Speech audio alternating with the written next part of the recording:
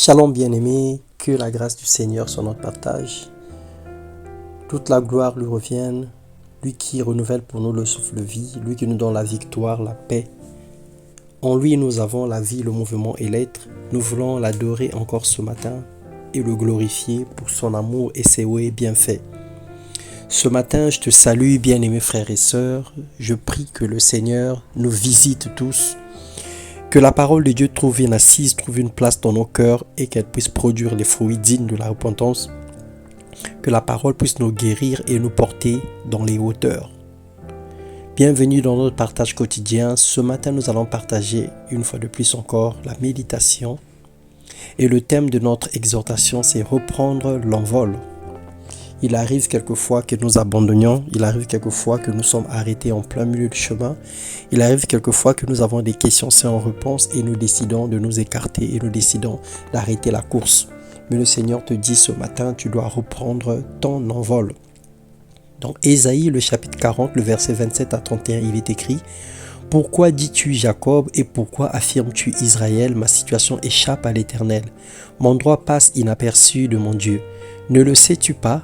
Ne l'as-tu pas appris ? C'est le Dieu d'éternité, l'Éternel qui a créé les extrémités de la terre. Il ne se fatigue pas, il ne s'épuise pas. Son intelligence est impénétrable. Il donne de la force à celui qui est fatigué. Il multiplie les ressources de celui qui est à bout. Mon frère, ma sœur, la marche chrétienne n'est pas une compétition ni un cirque. Non plus. Mais un long voyage, un pèlerinage sur un chemin parsemé d'obstacles, d'épines, des rôdeurs, des méchants, mais aussi des bénédictions, des grâces et pleine puissance. Des bonnes choses entourent et enveloppent également notre vie chrétienne. Le bonheur, la grâce qui doit nous accompagner tous les jours selon la promesse que le Père a faite. Si aujourd'hui tu es à terre et sans force, ce n'est pas la force de Dieu. C'est d'abord une première des choses que nous devons savoir. Nous sommes nous-mêmes responsables de certains échecs qui nous arrivent. Alors déjà là, dans ce contexte, il faille faire la différence entre la souffrance et l'épreuve.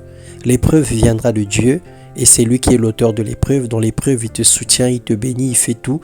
Même si tu traverses un moment difficile, mais dans la souffrance, tu vois l'angoisse, tu vois le dégoût, le rejet et plein de choses négatives environnent ta vie. En effet, nos actes, nos paroles et nos œuvres activent un destin qui condamne notre avenir. Lorsque nous disons des choses, lorsque nous posons des actions, lorsque nous faisons certains choix et nous prenons quelques décisions, ça peut conditionner notre avenir. C'est la source de notre force ou fatigue spirituelle, le point éclair de notre envol ou chute à cause de notre agonie spirituelle. Le Seigneur dit dans Ésaïe 58, « Détachez les chaînes dues à la méchanceté, dénouez le lien de l'esclavage, renvoyez livres ceux qu'on maltraite, mettez fin aux contraintes de toutes sortes. Partage ton pain avec celui qui a faim et fais entrer chez toi le pauvre sans foyer. Quand tu vois un homme nu, couvre-le, ne cherche pas à éviter celui qui est fait de la même chair que toi. Alors ta lumière jaillira comme l'aurore et ta restauration progressera rapidement.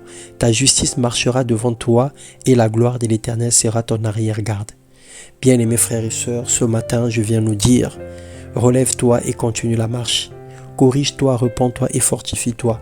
Arrête de pleurer, sèche tes larmes, avance avec le Seigneur. Fais tout ce qui est dans ton pouvoir pour que la gloire de l'Éternel s'éclate encore dans ta vie. Le Seigneur t'aime et son amour n'a pas de fin. Son amour est sans condition, son amour est sans fin. Le Seigneur ne nous aime pas à cause de ce que nous faisons ou à cause de ce que nous allons faire. Il nous a aimés avant même que nous soyons nés. Il nous connaissait quand nous étions encore dans le sein de nos parents. Et donc son amour demeure éternel.